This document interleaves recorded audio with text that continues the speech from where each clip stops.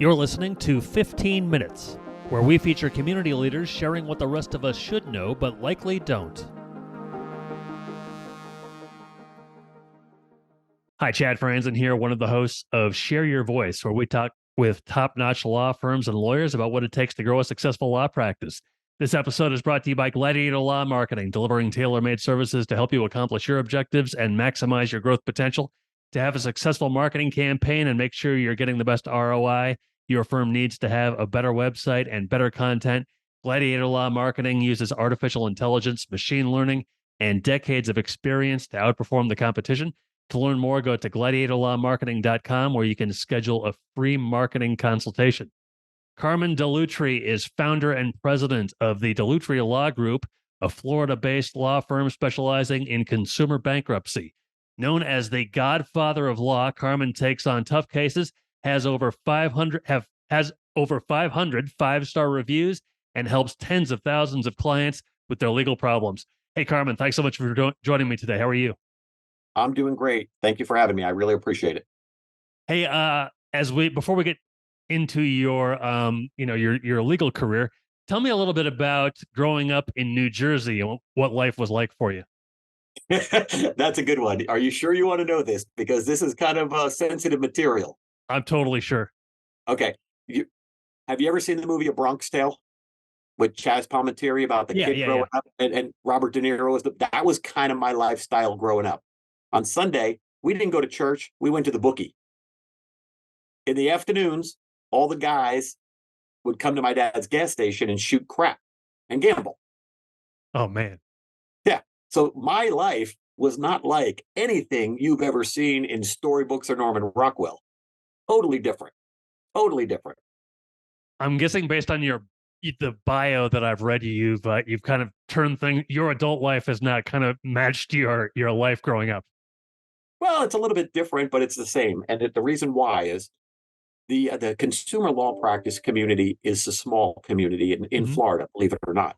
There's maybe a bunch of guys and women who are really good at consumer law, but they get together every once in a while, usually maybe once a week, and they have a little seminar and they talk about the issues specifically facing consumer practitioners. So I try to get into them as much as I possibly can, but sometimes it's kind of difficult with the schedule that you keep. So take Southwest Florida, where we opened up our first office. There's a few practitioners here who we really bond with. We share information. We get together. We share war stories. What would you do about this? What would you do about this? How do you handle this? How do you handle this? Have you heard of this attorney in Tampa? He's a real knucklehead. How do you deal with that clown? What about Orlando? So it's really good. And I hate to say it, but COVID was a game changer for attorneys. And anybody who says it wasn't paying attention, because the technology got better. The communication got better. Everything got more efficient, because now we're not spending an hour trekking our way down to court and then coming back an hour. You got that extra 2 hours to get stuff done. How did you, so given your background, how and when did you know you wanted to become an attorney? All right, great story. My dad owned a gas station. All right. Across the street from the gas station, a little across the street to the right, was a 7-Eleven. Now, attached to that 7-Eleven building, one little portion of it, maybe one-fifth of it, was an attorney's office. And when I'd go, every once in a while, my dad would say, "Here, go get yourself a Slurpee. You worked hard for 14 hours. Hey, here, go get yourself a Slurpee and, cool down a little bit." Anyway, I'd go across the street to get a Slurpee, but I always noticed the people that were walking into the attorney's office. Now, are you from New Jersey or the Northeast anywhere? I'm not. Okay, anybody from the Northeast will realize this. When something bad's being said, they'll usually lower their voice and go like, "He's got cancer." Oh, everybody, they bring it down a notch and, "Hey, he's got cancer." Oh, okay. So when you saw people going into the attorney's office, they would always be dressed up nice. I'm going to go visit the attorney. And really, for being where we were, that was the only attorney's office around in miles.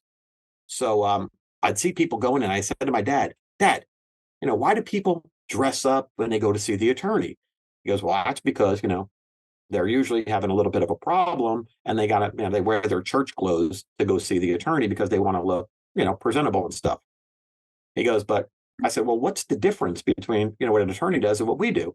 He goes, "There's really no difference. It's just It's like garbage men, they pick up garbage. We fix cars. We help people when they have mechanical problems. Attorneys help with legal problems. But we all got two arms, two hands, eyes. We help people. And that's really what you want to do for a living. That's the greatest living in the world, is helping people. And I was like, wow, because we never knew a holiday where my dad didn't say, hey, get in the Jeep, this car won't start. Or the phone would ring on Christmas Day, 7 a.m., middle of opening presents, bam, we got to go. Somebody's car won't start. And my dad would just look at me and say, get in the Jeep, you got 2 minutes. And I had to run, get gloves and stuff on, knowing that I'd probably be changing a flat tire in like a half an hour in the snow up to my nose. And I loved it. I absolutely loved it. So that's where it kind of meshes the two, but that's where I wanted to be that guy. And then when I got to college, I figured, I'm never going to be an attorney. But my roommate, a guy named Bush, nicknamed Bush, he was taking the LSAT. He goes, why don't you sign up, take the LSAT maybe, just to see how you do. But I was working as a bartender in a nightclub, living a good life, making good money. Everything was good. So I took the LSAT and I actually scored better than he did. And he took all that prep class and stuff and I didn't. So I was like, hey, maybe this thing's for me. I don't know. What do you think? Very nice. Very nice. So tell me about your pathway into the legal industry? What was your first job? Where'd you go to law school? Things like that. Okay. I went to law school in Louisiana. First law school it took me, I went to. I didn't wait for anything else. I was like, yep, I'm in, I'm going. I'm not taking, I'm not worrying about it. I'm going on. So I moved to Louisiana, New Orleans specifically. And I went to Loyola. And that's right on St. Charles Avenue. If you've ever been there, it's absolutely beautiful. While I was there, I kind of had a hankering or a belief that I wanted to be an international attorney, meaning attorney who negotiates deals from, maybe does arbitrations or mediations between countries. That really drew me to the practice. So at the end of my third year of law school, getting ready for the bar exam, I had a long talk with my parents and I said, I think I want to take the New York and New Jersey bar because that's the hub of international law. You got to be in New York. And my dad just laughed at me and he's like, okay, we'll talk soon. So, of course, I fly up there. I take the New York bar. I take the New Jersey bar. And I get off the airplane in Newark Airport. And I look at myself and said, what are you doing here? You're not a New York guy anymore. You're not a Jersey guy anymore. You're a Florida guy. So I called my parents right from the airport. I said, I think I might have made a big mistake. And my dad just laughed again. He goes, yeah, I thought you'd say that. Anyway, I take the exams. I pass them both. I fly back to Florida. But in the meantime, while I was in my third year of law school, I made a connection at Tulane. And over there was a professor who was going to be testifying in Congress on the NAFTA and the GATT. So you remember those from way back when, the NAFTA and the GATT. NAFTA was a North American Free Trade Agreement, and the GATT was a general agreement on tariffs and trade. So he asked me to come to be a research assistant for him. And I figured while I was there, I'll get my master's of law in, international law, trade, and finance to help me in my New York career now, which what I no longer wanted. So anyway, it was a fantastic year. I mean, I got to do some really cool stuff that not a lot of law students would get. I got my master's of law, came back to Florida, and I was like, okay, nobody down here in Southwest Florida, Fort Myers in particular, needs an international attorney. So I was getting kind of stonewalled by law firms. I stumbled upon a small personal injury firm. And the only reason I got the job is because they had offices in Fort Myers and Tampa. And my brother lived in Tampa. So it worked out perfect. So I said I could be in that office. I could be in this office. No big deal. I saved the boss a lot of drive time. So that worked out well. And then I knew it was time to do my own thing. And that's why I decided about a year and a half into it, I said, personal injury law is for me. I'm good at this. I'm a trial lawyer. I can do this. No problem. I have no fear. Let's do it. But I got thrown into the bankruptcy world, and that's where the two worlds collided. And I was like, light bulb. And I just saw the light because a lot of bankruptcy attorneys are not trial lawyers. And when you say, let's go try the case, they back down in fear. And I was like, so this is what we got to play with, huh? All right. I'll bring my playground to these guys, and we're going to have some fun. And 25 years has flown by like that. Wow. Very nice. So what inspired you to start the Dellutri Law Group then? Well, I knew I was always the type of person who has to be the boss. I'm not a good employee. I mean, I'm a great employee. Don't get me wrong. I'm a hardworking guy. I get things done. but I have the vision to see where I want to be and how I want to get there. I'm not a nuts and bolts guy. I'm not a process and systems guy. I'm a big picture guy. So I need people on my team who are the nuts and bolts, who are the processes, who are the systems to get the work done. But I am definitely, I don't know if you're familiar with a term called EOS, the Entrepreneur's Operating System. I'm definitely a visionary, off the charts visionary. What makes you an effective trial attorney, would you say? I don't think about myself. Many attorneys, and again, there's all kinds of attorneys out there. A lot of them are afraid to walk into a courtroom, but I kind of have like this out of body experience where I don't like to see anybody get taken advantage of. So you're kind of a warrior mentality that when you're going into a courtroom, you're going into battle. It's not about me. It's not about my ego. It's about doing something for somebody else. And that's why they're relying on me. And when somebody relies on me, I will not give them anything less than 1,000% of my time, my energy. That's my commitment. And it goes back to when I was a kid. I get this from my dad. I got this burning fire inside of me to help people. And that's what I do. Has there been you know, you've been at it for a while, but over your career, has there been like a particularly memorable case or client experience for you? Yeah, there's been quite a few, quite a few. I mean, I've been very, very blessed. And I'll never forget one time, and one of my attorneys and we went to the 11th Circuit Court of Appeals. Now, I've been in, 11th Circuit Court of Appeals is one step down from the U.S. Supreme Court. I've been in courtrooms all over the state of Florida, state courts, federal courts. Never once walked in was scared of anything. When I walked into the 11th Circuit Court of Appeals, I'm not gonna lie. My butt puckered a little bit and I sat up a little straighter and I was like, this is, the major leagues. And those judges came out and literally we won, luckily. And I'm not luckily, we were right. We should have won. But those judges were on point. Those judges came out firing at the other side. And I have never seen grown men cower before. And these guys were cowering. I mean, those judges were extremely impressive. And they knew the issue, they knew the questions. And if you weren't going to answer their question, they were going to drill you. So I'm telling you, it was an interesting experience. And I was like, and that was probably about 7 or 8 years ago. So I'd been practicing like 17 and 18 years. And you think you've seen it all by then?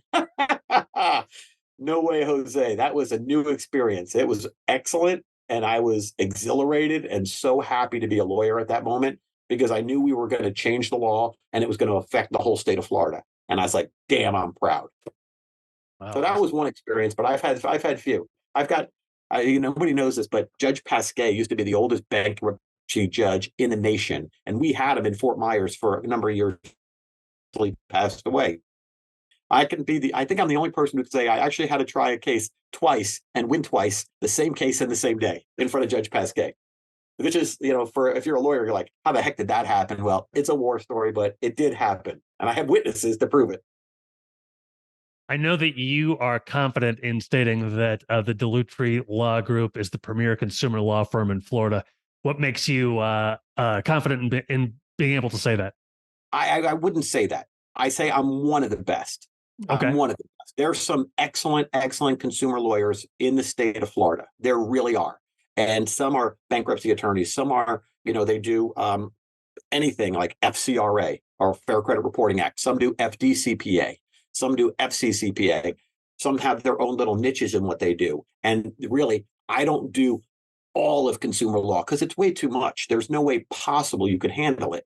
We have a large personal injury practice here. So I get my hands dirty in that as well.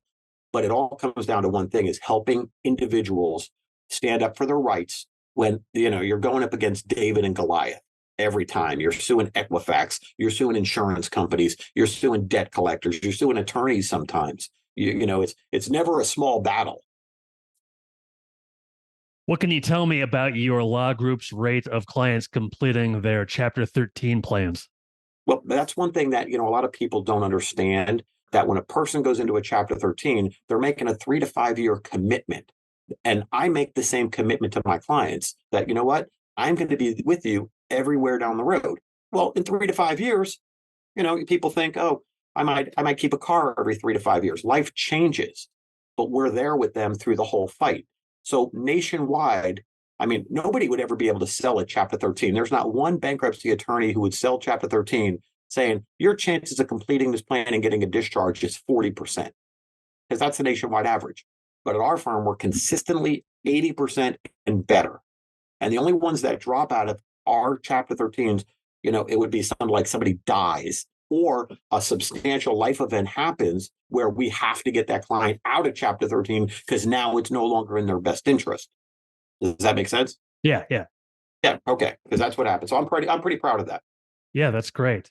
I know you guys have a much higher rate than average. The nationwide Yeah. average is about half of what yours is. Yep. Tell me about the Dellutri Law Group Passion Project. What is that? Okay. Our passion project started a few years ago. And to me, it's really important to give back to the communities that we're in. If we're going to have an office in Tampa, we got to be giving off, we got to be doing something for the people of Tampa. We got to be giving back to the people of Fort Myers, whatever. So what we do is each of our employees is allowed to take time and give back to the community, whether it's volunteer one day or they might want to, do whatever to help their charity, something that they're passionate about, something that they want to give back. So mine is the Midwest Food Bank. Plug, sorry about that. But the Midwest Food Bank is a Christian-based organization that provides food to people who sometimes just don't have it. So we go down there and we volunteer. I take my kids and I make them do it, and they have a blast.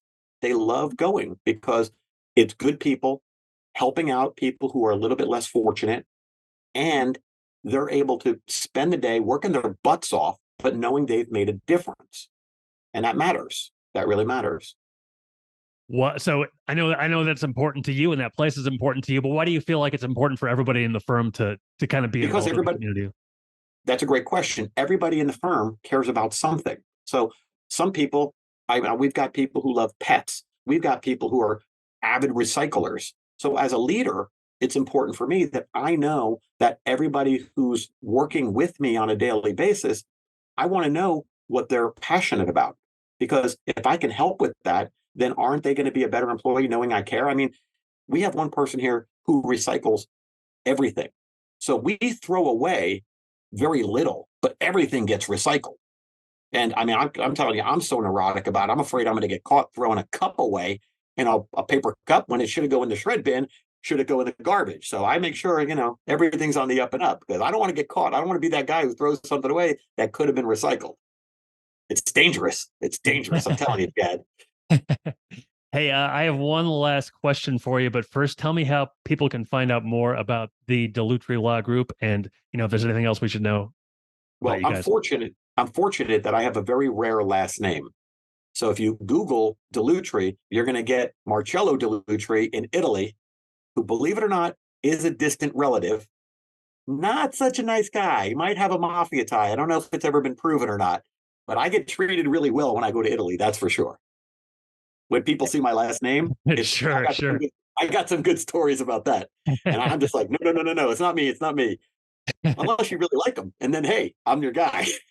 But no, if you Google the Dellutri Law Group, you can find out more about what we do, who we are, and how we help people.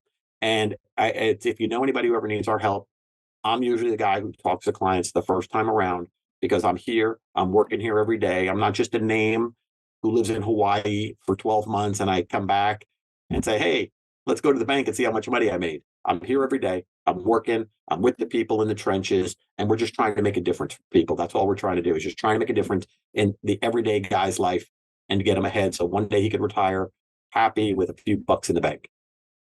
Last question for you. I think you're a founding member of the Bankruptcy Law Network. Yeah. Yeah. Yeah, tell me about that and what the mission is for that. Okay. A few years ago, and it started probably around 2008, 2009, 2010. A couple of attorneys, consumer-based like bankruptcy attorneys, one was a tax guy, one was this. We were just sitting together at like a big national meeting, and we're just sitting around talking, and we're like, you know what? There's a lot of bad information on the internet about bankruptcy. My cousin's sister's brother, well, he kept his car and he didn't tell anybody. That's garbage. So we said we got to get together and create a website, a blog, because that's when blogs just started coming alive, giving out people good information that they can rely on in any state. And if it's generic information about the bankruptcy code, about the bankruptcy process, about the case law that's coming out, what does this case mean to you? If it's state specific, then we're going to say this applies only in the state of Florida, or this applies only in Texas. But if it's something of national significance, that's when it goes out. I mean, this is the good part about what I do, because I got a ruling on a Social Security issue in my court one day, like on a Thursday. The federal judge issued the opinion. The next day, I get a call from a guy in California saying, Carmen, that's a great opinion. What do you have on that? What can you send me? Your brief, send me this. I have that same issue coming up next week, and I didn't know what I was going to do about it. Boom, emailed it to him, just like that, and helped his people. That's the community I live in, and I think it's great. So we all share and help each other. Okay, fantastic. Hey, Carmen, it's been great to talk to you. I really appreciate it. Thanks so much for sharing your story, and congratulations on your success. Thank you very much. You have a great day, and I appreciate you having me here. Take care. You too. So long, everybody. Thanks for listening to 15 Minutes. Be sure to subscribe, and we'll see you next time.